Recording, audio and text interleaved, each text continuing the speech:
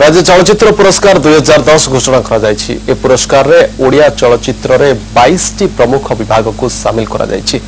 पुरस्कार प्रदान उत्सव आसंता 21 तारिख रे राजधानी रा उत्कल मंडप ठारे अनुष्ठित हेबो, जेउठरे बॉलीवुड रा फिल्म इंडस्ट्री रा बहु ख्यातनामा कलाकार जोग देबे।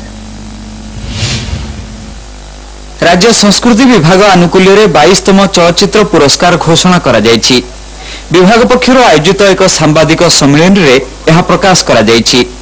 2010 वर्षर श्रेष्ठ चलचित्र भाव स्वयं सिद्धा, श्रेष्ठ निर्देशक सुधांशु मोहन साहू, श्रेष्ठ अभिनेता बाबूशान, श्रेष्ठ अभिनेत्री रिया, श्रेष्ठ कहानी पाई नमिता मल्लिक, श्रेष्ठ संगीत निर्देशक अभिजीत मजुमदार को प्रदान करा जिवो। ओडिशार बहुत लोग जानते अपूर्व किशोर किशोर जे सी गांधी चलचित्र जो कैमरामैन चारिटा गल्प कर सारे बर्तमान मत कर तेलुगु तमिल रे कर तेणु से गोटे एस्टाब्लीश लोक बॉम्बे आम ओडिशा चिन्हवा ना कहीं से आम ओडिशार लोक। सेहीपरि चलचित्र पुरस्कार रे श्रेष्ठ प्रच्छदपट गायक बाबूशान और श्रेष्ठ प्रच्छदपट गायिका इरा महांती एही पुरस्कार पाइबे।